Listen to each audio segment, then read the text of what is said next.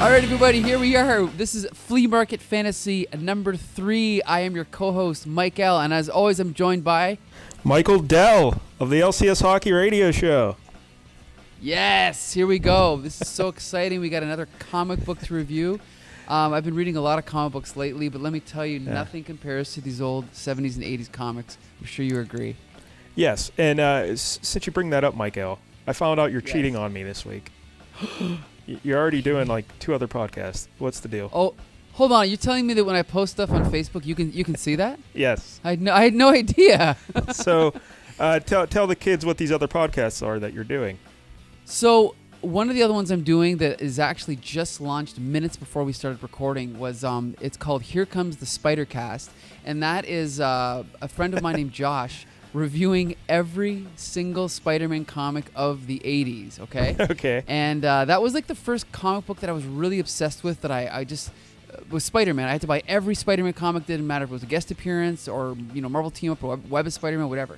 But yeah, so I love Spidey. And then the other one is called Quasar Chronology, which is, I know, I love those names, and that's basically following every chronological appearance of your favorite Marvel superhero, Quasar. So yeah. Yeah, this is we gotta talk about this. All right. No, I think podcasts work best when it's very niche and obscure and you overanalyze something that doesn't need analyzed.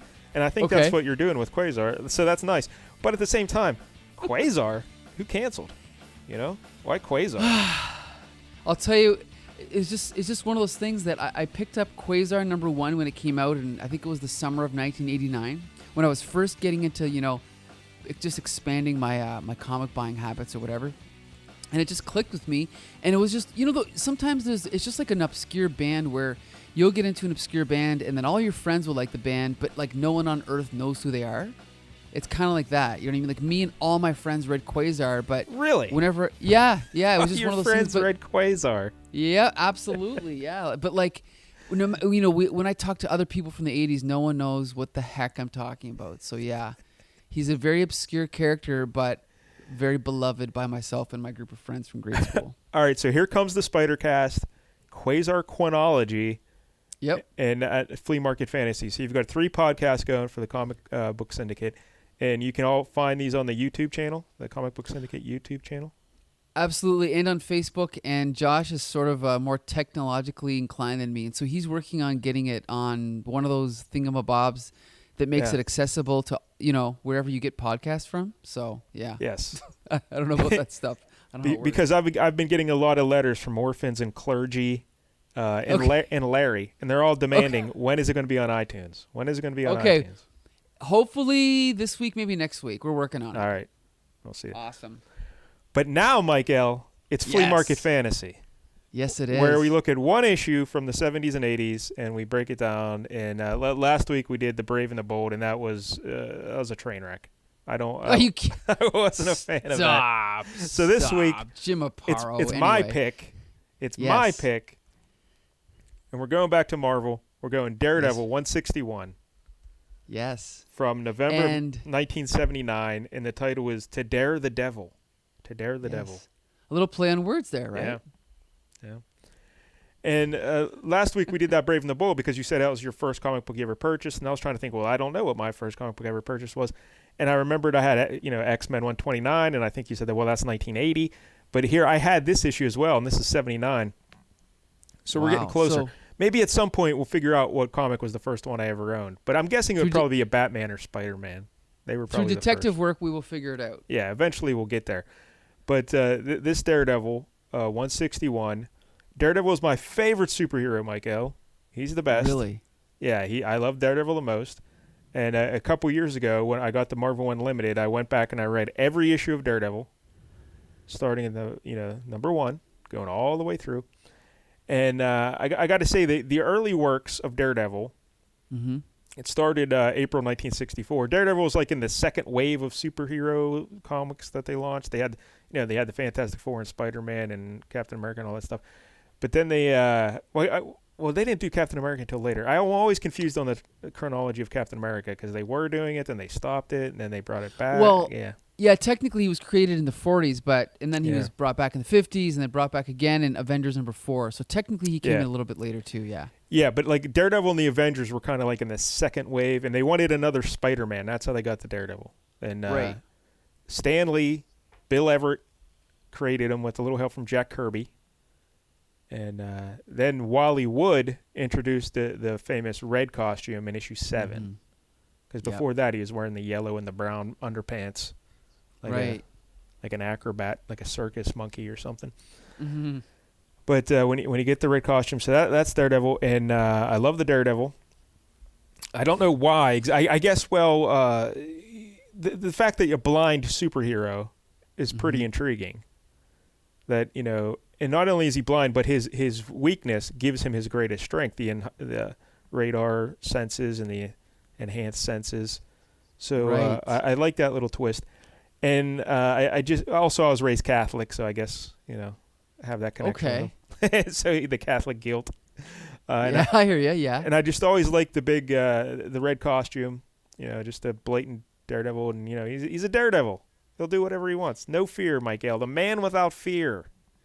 You know what's funny? You pointed out something that there's so much thought put into these characters, and I think that's also a reason why it really irks me when Marvel tries to replace them. Like throughout the years, they'll try to replace their superheroes with like fill-in identities. Like, for example, the most famous one is Miles Morales, right? Replacing Peter Parker. And it really irks me how younger people think that it's like, oh, well, I like this one better, so screw Peter Parker. And it's like they don't realize how much thought was put into, for example, a character like Daredevil. You have someone who's raised as Catholic, yet they're walking around dressed up as a devil. Yeah. They're called Daredevil. He is a lawyer by day, but by night he's a he's a law-breaking vigilante. Yeah. Like, it's amazing. He's also blind, right? The statue, the famous statue of Justice is blind, right? Oh yeah, the image of the woman. Yeah, so it's like there's so much thought put into this. So they didn't just think of this in their sleep, you know, like they knew exactly what they were doing. Yeah, a great character, but when it started, I'll be honest, those early issues not so good. not so good. I tried to read those too, and they're pretty rough. Yeah, it wasn't Stan Lee's best work, No. but it really isn't until Frank Miller comes in as the writer and the artist that Daredevil really shoots to a whole nother level. He becomes a whole new guy, and that's a little bit later. That Frank Miller starts writing and drawing with issue 168, the first appearance of Elektra, which is another issue I owned. But this 161, Frank Miller is just the artist, and it's written by Roger McKenzie, and we'll talk about them a little bit later. But when this issue starts off, Mike-DELL, in issue 160, the previous issue, Daredevil's villain, his arch nemesis, Bullseye, is back, and he wants to kill the Daredevil. So he hires a fella named Eric Slaughter, who's an elderly crime boss. He brings him out of retirement with all his thugs, and he wants to kill Daredevil. And for his big plot in issue 160, he kidnaps the Black Widow, who is kind of like Daredevil's girlfriend back then. They're an item. So in this issue, it starts with Daredevil wanting to free Black Widow, save her from Bullseye, and they're at Coney Island, Mike-DELL, an amusement park. Yes. That's a pretty great backdrop for a superhero fight, I think. And I'm most familiar with Coney Island because they, for some reason, constantly referenced it in G.I. Joe. I think it was one of Cobra's secret headquarters or something, but we'll get to that later. I don't even remember that, yeah. Yeah, absolutely. Since you bring it up, Mike-DELL, at some point in the future, do you think we'll be dipping into G.I. Joe? Oh, I think so, because I absolutely want to, you know, like I said, I want to cover all those random comics I had as a kid, and G.I. Joe's definitely one of them. And Daredevil Born Again, Part 2, I think, that was also one of them, so that'll be thrown in there eventually, too. Yeah. I had all the G.I. Joes, too, when I was a kid, so, yeah. Oh, great. We'll get into it. And I guess you could say Snake Eyes is a little like Daredevil, in a way, maybe. Yeah, similar, yeah. Somewhat. All right, so the issue starts with Turk, our old buddy Turk, who is like the street level. He's like a hapless criminal. Turk. Are you familiar with Turk? You know what's funny? No, but I did go back. I read the 3 issues before this, because they're all drawn by Frank Miller, right? Yes. So I'm definitely glad I did, but I had never come across Turk or any really of like. No, I don't think so, because I don't know if I'd really. he's pretty prominent in the Daredevil, Really? even in the Marvel unit. Yeah, he's pretty well known as like a street criminal and just petty stuff. And he always runs afoul of Daredevil, and Daredevil uses him as like a criminal informant sometimes to get info. But so was he used in Born Again? Yeah, he was there. Dang. Okay. As an auxiliary character down I didn't below. know that. Okay, I'll have to reread it. Okay. Also, Turk, if you pay attention, he shows up in the Netflix series as well. Oh, really? Yeah. Okay. So Which, by the way, I loved, but we'll talk about that another time. Yeah. So he's a very well-known character. So he's running into Coney Island to talk to Slaughter and his men. He's like, hey, Daredevil's onto us. But he's having trouble talking because Daredevil's already broken his jaw. So he's having trouble talking. Oh, yeah. But so he's like, hey, Daredevil, he knows what we're up to. We got to get out of here. And then Slaughter's like, well, you dummy. You just led him to us. And of course, Daredevil's there. And he pounces on Slaughter's men, and he gives them quite the whooping, beating up on Slaughter's men. And then what happens, Mike-DELL? Well, basically, it's interesting because I was worried that the story was going to take a strange turn because Daredevil ends up sort of trying to track down where Bullseye is keeping Black Widow but he's sort of speaking to him on this whatever it's called, speaker box. And then you see Black Widow's tied up on this roller coaster. Yeah. And so I thought, that's kind of, I'm thinking about Scarlett Johansson or Johansson. Is it Johansson or Johansson? Johansson. Yeah, okay. Sure. In the Avengers movies, I'm like, wow, this is like such a throwback to for such a major character to sort of just be the damsel in distress. But then what ends up happening is there's a little twist, and she gets blown off of the roller coaster tracks and falls to the ground. You're like, oh no, what's happened to Black Widow? And of course, it turns out it's a dummy, right? So but the real Black Widow. Sorry, go ahead. Well, the whole thing was just a plot to lure Daredevil onto the roller coaster, or the roly coaster, as I like to say, so that Slaughter's men, who were perched in a sniper's nest, could gun him down while he's trying to save Black Widow. But Daredevil gets there, and he senses that it's not Widow. He can tell no heartbeat and all that stuff. Exactly. So he bails, and all the guys are like, oh, what's Daredevil doing? He's scared. He's chicken. He's leaving Black Widow to die. And then Black Widow dies. But it's just a dummy. Daredevil knew all along. So, right. Yeah. Because that's the thing is that nobody knows Daredevil's blind, right? Yes, that is correct. They don't know he has those heightened senses. But we should mention the cover too, because the cover depicts that scene. I love the cover. Yes. You got Bullseye in a roller coaster car kicking Daredevil in the face, launching him off the car, and then in the background we see Black Widow tied to the tracks, and she's going to get run over. It's a great cover. I love it. It is a great cover. It's very, very dynamic. It almost reminds me of the type of cover the G.I. Joe would have back in the day, like a Mike Zeck G.I. Joe cover, right? Like just that, like the way that Daredevil's getting kicked and just his head is arched back, like it's great. I love it. Yep. Although I got to say, for a mannequin, that Black Widow on the cover is very, lifelike. Yeah.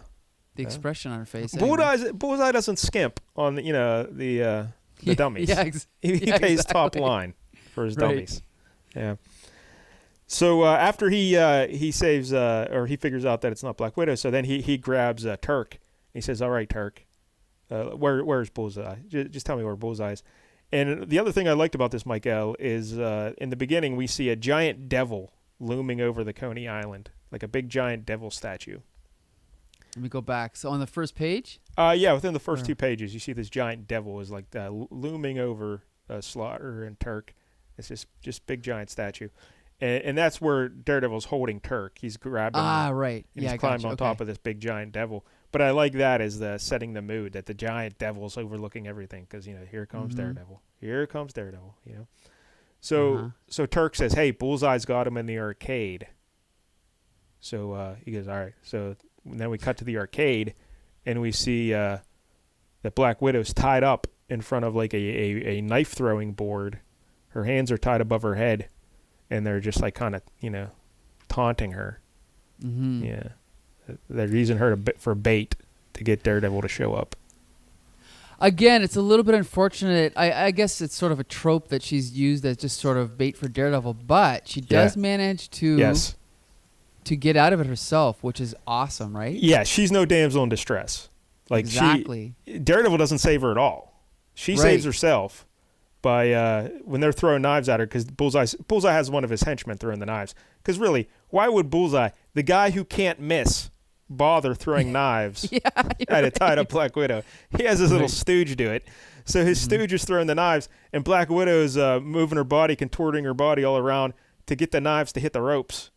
And Bullseye's like, hey, quit it, you dummy. Quit throwing the knives. And then it's too late because she's free, and then she just beats the holy hell out of Bullseye's men.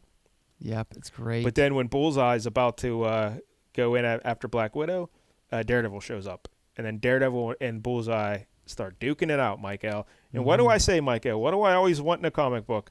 Fist fights. I want punches. Fist fights. Yes. Right. And here we go. Right. We got about 3 pages of fist fights. And it's just Daredevil and Bullseye going toe-to-toe. What a battle this is. It looks like Daredevil's just whipping them up. But then Bullseye, to use a pro wrestling term, Mike-DELL, he starts getting the heat on Daredevil. And then Daredevil makes his comeback. But he knocks Bullseye down. He cracks him one in the jaw. Bullseye falls down right next to a gun. And he picks up the gun, Mike-DELL. And he's got Daredevil in his sights. And what happens?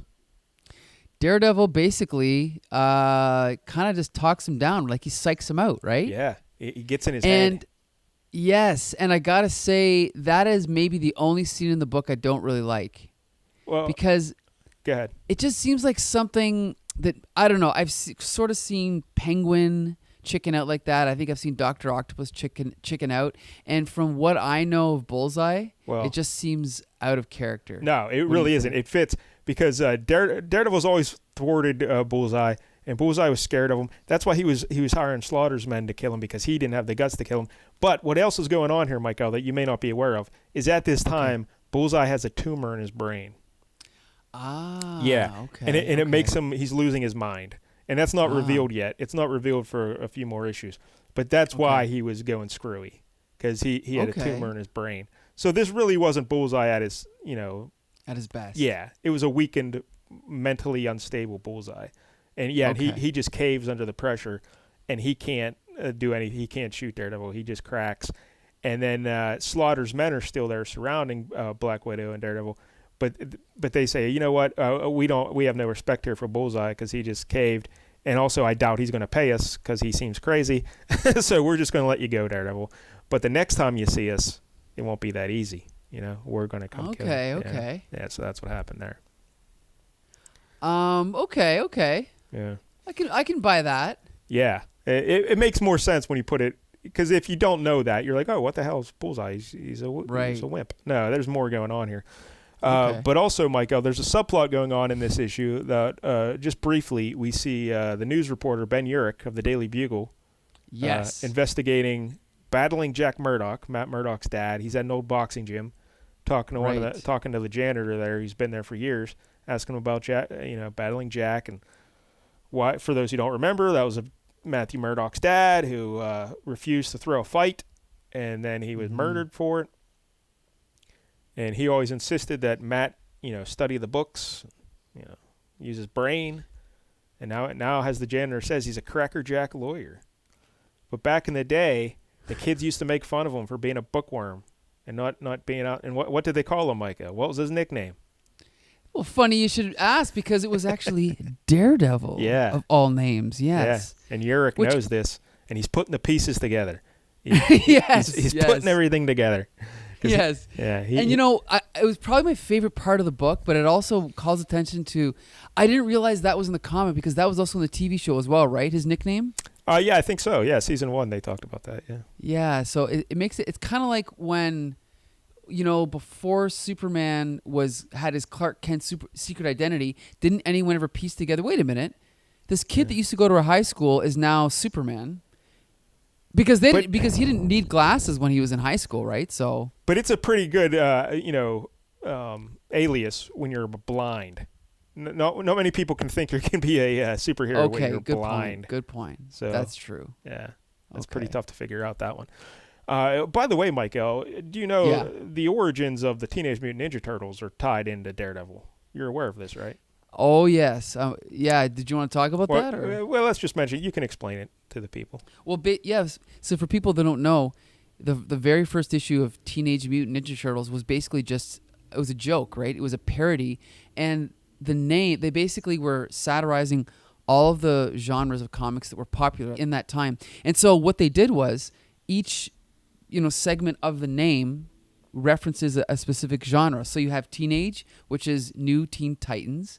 You have Mutant, which is X-Men. Ninja, which is Frank Miller's Daredevil at the time. And then Turtles, which is funny animal comics. So that's it. That's exactly Teenage Mutant Ninja Turtles. It's the joke. And so then you have the hand, you have the foot, which is a reference to the hand, yes. Right? The hand is in Daredevil. Frank Miller Right. introduced them as like a ninja clan of evil ninjas, and then the Turtles did the foot. Yeah. And then also Shredder is really just a reference to Stick, right?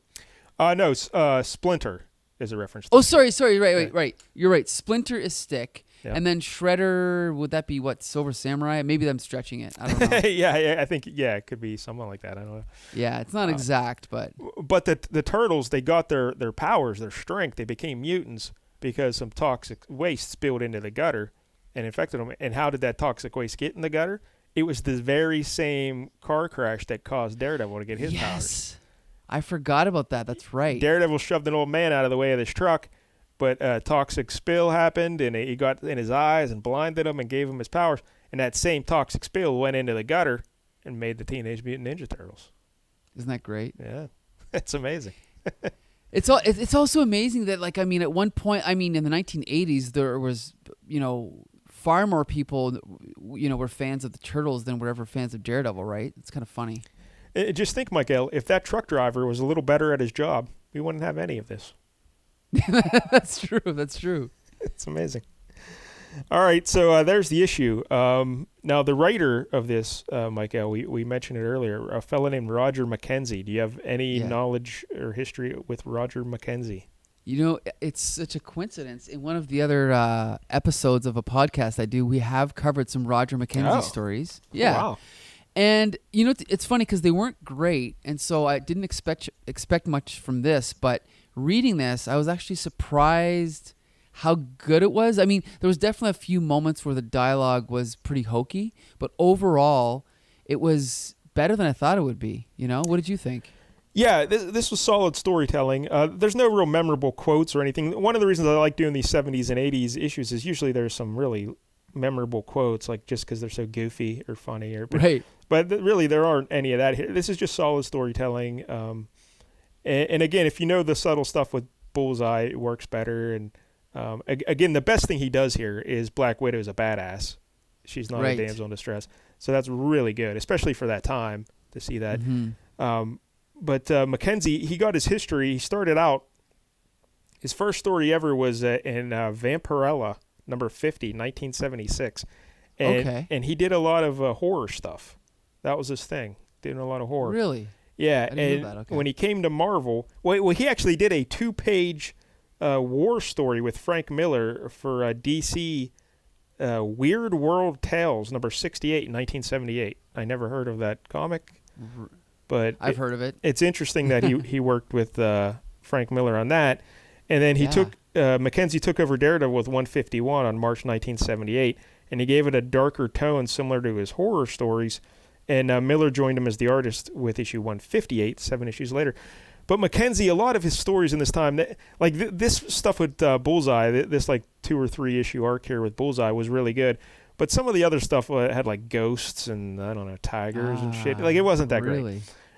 Really? Okay. So that's why Miller wasn't real happy with a lot of the stories, and he wanted to take over because he loved the character Daredevil. And he wanted, for the same reasons we mentioned earlier, the blind hero in a visual medium, that intrigued Frank Miller.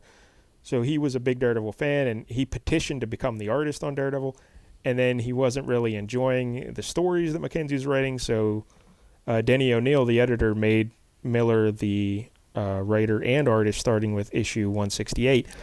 And we should mention, like, Frank Miller at this time was like 22.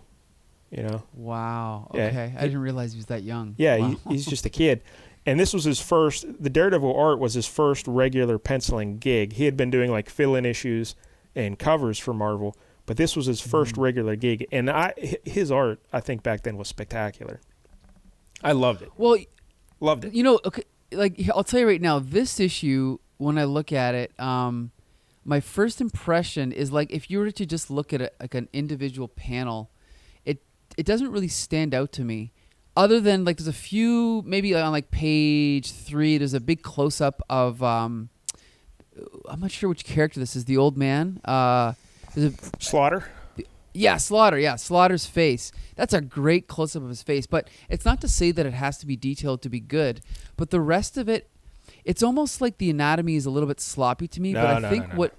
But I'll tell you, no. But this is what makes it stand out is he's got such a striking sense of design, and so when you go through the story, I mean, like we said, we're not huge fans of Roger McKenzie, but I think the storytelling is so good that it just makes it exciting. You know, like when he's on his fight scenes, his poses, they're very dynamic, a lot of energy. Right. Like on page 8 when he's climbing up on the roller coaster. Sorry, you were going to say something? No. Go ahead. Yeah, like it's just. Like that, it's a mostly silent sequence on page 8, and there's no words, but it's just great to follow along with what's going on. And you know, there's a nice silhouette of shot of Daredevil kicking a guy in the face and punching out another one, and then there's a shot looking straight down the roller coaster to see the depth of the roller coaster. And this is another example where there was a lot of techniques that I thought that Todd McFarlane kind of invented like in the late 80s, and a lot of the techniques that he used I realized he got from Frank Miller, and one of them is these really tall skinny panels that he uses to show depth, and I think that's a really cool trick that Frank Miller had. Yeah, I think this is Frank Miller's best. I don't know. I don't like his later stuff. Like, I'm not a fan of the Dark Knight style. I get it. Really? Yeah, I get it that it's cool that he evolved and did other styles, but I don't like that stuff. But this early Frank Miller, like early 20s Frank Miller is tremendous. And, well, first, let me mention a couple other things about Roger McKenzie. Sure. He also did the Marvel, he had a run on Captain America. And remember, with episode 1 of Flea Market Fantasy, we were talking about how in the next issue, 250, the one we didn't review, Captain America ran for president. Well, that was actually Roger McKenzie's idea, and they shot it down when he first pitched it. And then Roger Stern and John Byrne were able to do it later, and they made sure to give him credit for the idea, so he gets credit for that idea. He also did Marvel's adaptation of Battlestar Galactica. So really, I might have an issue with that somewhere. Yes, we'll have to review that as well. So that's something. But yeah, then when Miller took over the writing, he took over the art from Gene Colan was the artist before Frank Miller, and when Gene left. Frank Miller took over the art, and a big factor in his art, I think, is the work of inker Klaus Janson. Yes, excellent inker. Yeah, because I think they just work beautifully together. And once Miller started writing the title, I should say Daredevil wasn't very popular back then. All right? No. Yeah, so in fact, it was bi-monthly, right? Yes, it wasn't that's even, right. Yeah, every other month it was coming out, and then Miller took over with 168 and introduced Elektra. And started giving it that martial arts ninja kind of feel to it. Within 3 issues, the sales were so they skyrocketed. They're so strong that Marvel made it a monthly just 3 issues later. And when it went monthly, Miller was having trouble keeping up with the writing and the drawing. So he was just doing breakdowns, and Klaus Janson would finish them. And so Janson was, and eventually with, they had like a 3-year run together. Within like a year, Janson was pretty much doing a lot more of the finishing. He was also inking, and he was also the colorist. Okay. So the fact that those two men were doing all the art, they really had a unified vision, and the color played a big role in this run as well. If you get a chance to read, I think Marvel put out an omnibus of just the of Miller and Janson's work. There's a couple. There's at least one, maybe 2, but they have all the issues collected, and you can read them. But pay attention to the color and Janson's use of color and how that helps with the stories. It's really great. This whole run is because this is all Elektra and Bullseye and Kingpin and the Hand. It's just spectacular stuff. This era of Daredevil. So well, it's funny because like I said, my first ever Daredevil comic was one of the chapters of Born Again. Yes. And that's what I mean. Right, I read that and it blew me away. Like it made me a Frank Miller fan, it made me a Daredevil fan, and obviously I eventually went on and got the rest of them. But the funny thing is I have only read scattered issues of this first run on Daredevil by Frank Miller, and I had this really weird collection. Okay, this is what Marvel used to do. They used to put out these Baxter paper collections before there was a lot of trade paperbacks. So there'd be like Warlock or Doctor Strange, and they would reprint comics, but they had like an odd page count. So I think what it was is they were 32 or maybe 64 pages, but it never matched up with the original page count of the comics that they were reprinting. Okay. So the stories would always end mid issue and then pick up the next one, right?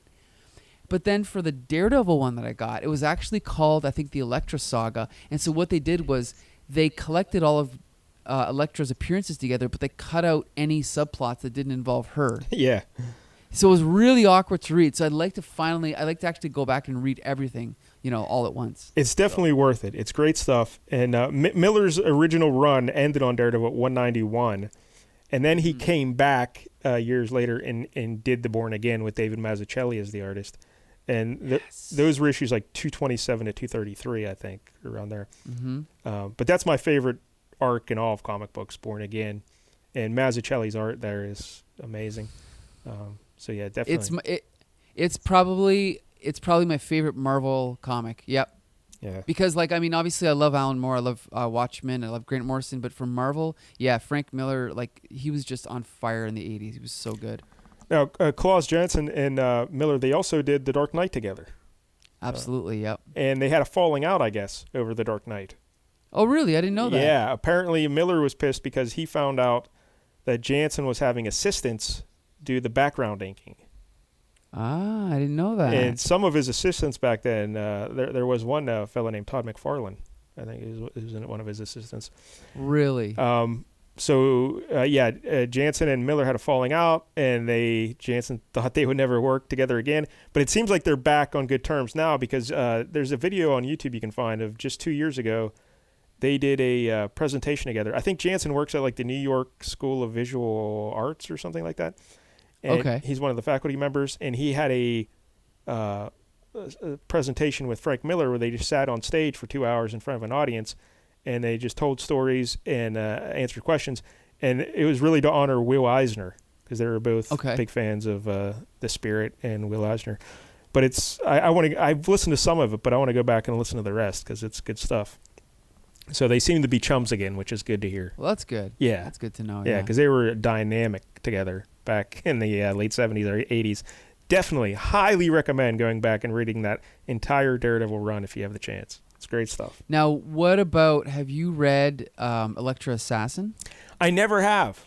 Ah, interesting. But that was Frank Miller writing and Bill, say his name, Mike-DELL. Sienkiewicz. Sienkiewicz. Yeah, painted art, yeah. Yeah, I love his art too. And Miller and Sienkiewicz did a graphic novel, Daredevil, called War and Love, I believe. Right. Or Love and War. Love and War. Yep. Yeah. That's more poetic. Yeah. Yeah. And it fills in the background of Kingpin. It was before the Born Again arc, so it let you know what was going on with Kingpin and his wife Vanessa. But Sienkiewicz's art there is spectacular. It's all painted and everything, so it's great. Definitely. It's so funny because I'm such a huge fan of Frank Miller and of Daredevil, but I'd never even heard of Daredevil Love and War until a few years ago. It's bizarre. So yeah, I'll have to go back and read that. It's really good stuff, though. Turk is also in that one as well. So. Good. There you go. More Turk. All right. More Turk. What about Frank Miller though? You a big fan of his? You obviously love The Dark Knight, I guess, right? No. Well, my first loves of Frank Miller are Born Again and Born Again and Batman Year One, because Batman Year One is also drawn by David Mazzucchelli, right? Ah, there you go. Yeah. Have you read Batman Year One? No. Oh my God, it is so good. Trust me, you've got to read it. It's probably my favorite Batman story. It's incredible. But anyway, but back in the 80s, I really thought that Frank Miller was as good as, at the time he was as good as Alan Moore, but I think what happened was as time went by, I would pick up, say, Sin City, and it didn't click with me as well as his Daredevil stuff did, right? And then more time went by, and then he came back and he did what was it called? The Dark Knight Strikes Again. Did you ever read that? No. Oh my! Okay, it was a 3-issue prestige format series. Honestly, I thought it was garbage, and I thought the artwork looked like it was drawn by an 8-year-old. I don't care. I can forgive. I like abstract art, but this was terrible. And then he went and did. He wrote All-Star Batman, which was terrible. And then he did I think he's just gone completely off the rails now. Now, did he do like a third Dark Knight thing, like Dark Knight or something or other? Or? Yeah, it's they got to be cool, so they call it DK3. But yeah, there was a third Dark Knight, and I think he co-wrote that with Brian Azzarello, and I think so. But I read the first issue, and it was just sort of average, so I just didn't go beyond that. Yeah, I heard that was also less than good. But yeah, you could say that again. Yeah. I don't know. But yeah, like I can appreciate that he evolved his style and tried different styles, but that later stuff, not for me. But this early work on Daredevil, love it. Can't get enough of it. See, like, okay, I'll tell you right now, I consider myself pretty open-minded, but if I didn't know that this was Frank Miller, and I didn't, if I wasn't already familiar with his work, you would have no idea. I don't. It's not, and it wouldn't even, to be honest, it wouldn't even stand out to me. I mean, obviously, like we talked about the storytelling, but if I were to just glance at this, it would not stand out to me at all. Yeah, but I love it. Yeah, I know.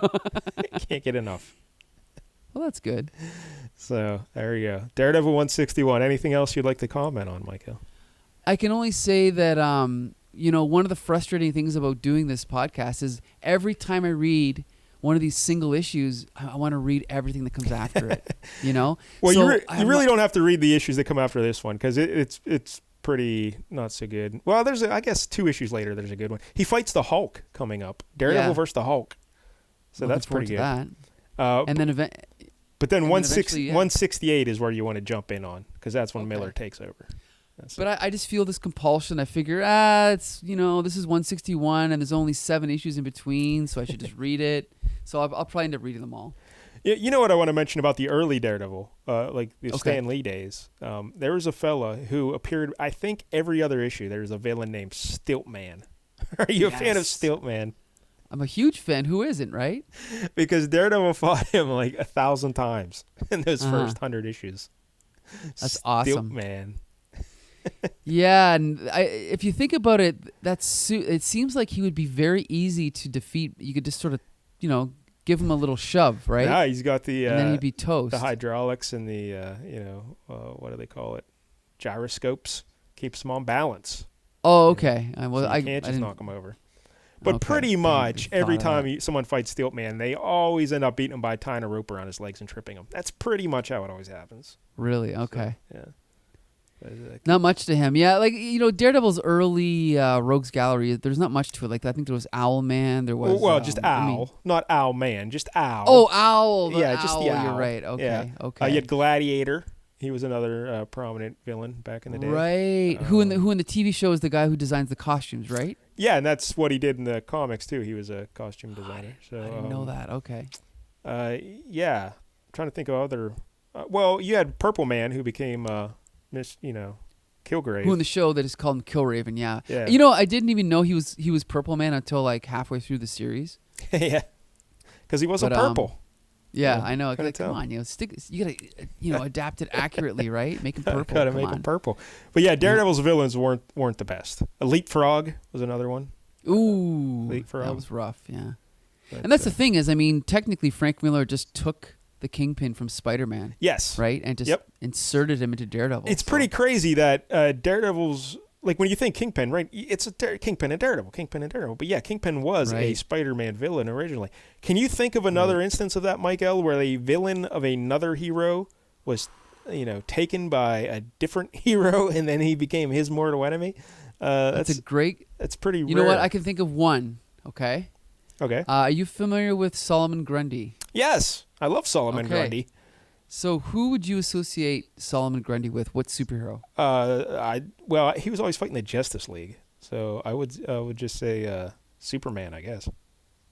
Most people think that, and especially because of the song written by a certain Bare Naked Ladies, right?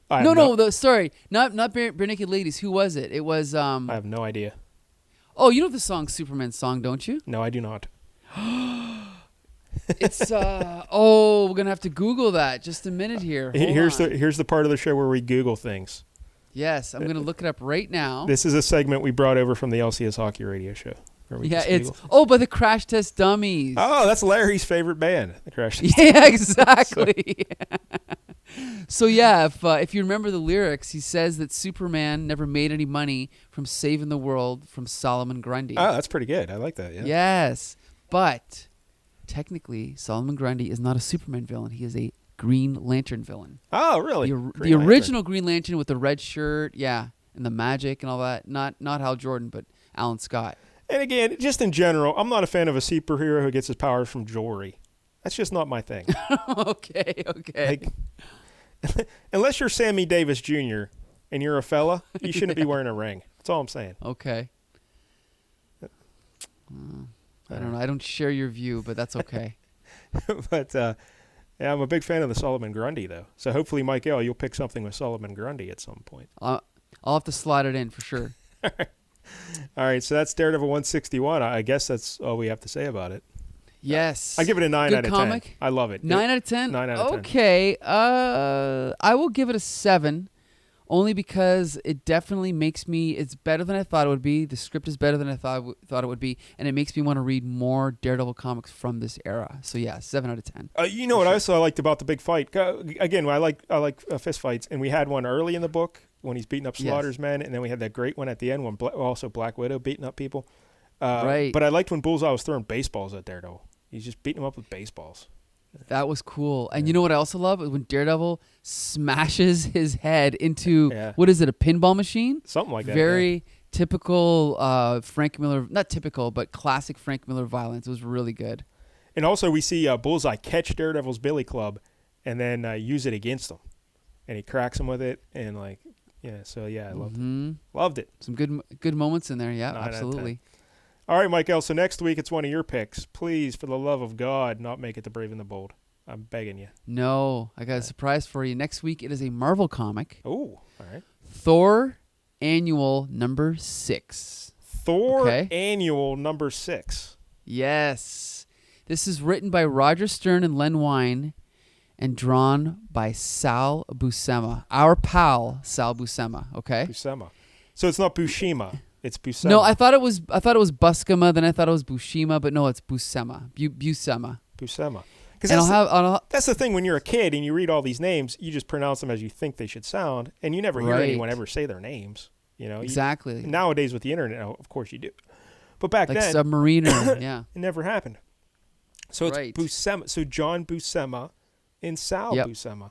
I always thought it was Bushima. All right. Me too, because you figure, what's his name, the actor? What's his name? Mr. Pink. Yeah, I know him. John Buscema. No, Steve Buscemi. John Buscemi. Steve Buscemi. So you think Buscema, but no, it's Buscema. Yeah. Yeah.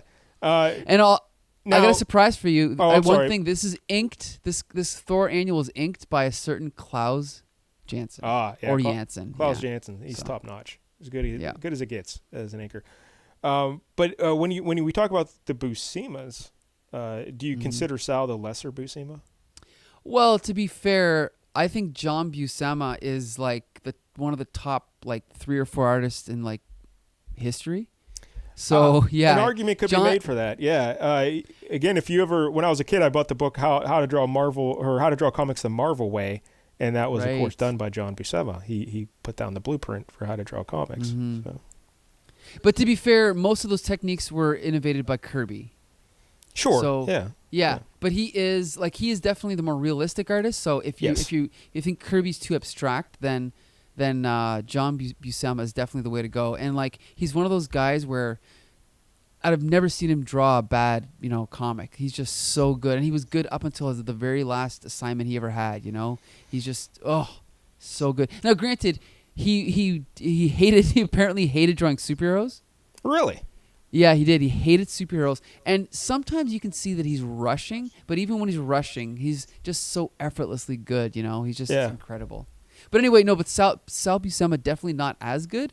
But as he got older, he definitely got better. And even when he wasn't great, you can see his storytelling was incredible. So I'm a big fan of Sal Buscema. Now, is there a reason you picked this particular issue, Thor? I never heard of Thor Annual 6. Like, is this a significant issue of some sort, or what's going on here? It's only significant because it guest stars some of my favorite superheroes, and that's the original lineup of the Guardians of the Galaxy. Oh, nice. Yes, not the ones that were in the movies. Yes. We're talking about Major Vance Astro, Nikki, Charlie 27, Martinex, Starhawk, and, of course, the original version of Yondu. So, if you go back to the Comic Book Syndicate website and you go through the archives, you'll find a Flea Market Fantasy column written about an issue of the first Guardians of the Galaxy. Oh, that's right. I forgot about that. Yeah. Yeah. So, all right. Well, this will be good then. Thor Annual 6 next week. You got it. Yes. Look for it next Tuesday, right? Sure. Yes. All right. Okay. Barring some unforeseen circumstance, definitely. Okay, so yeah, it was great joining you again for our weekly look at Bronze Age comics. This is Mike-DELL. And Michael-DELL. All right, we'll see you again next Tuesday on Flea Market Fantasy.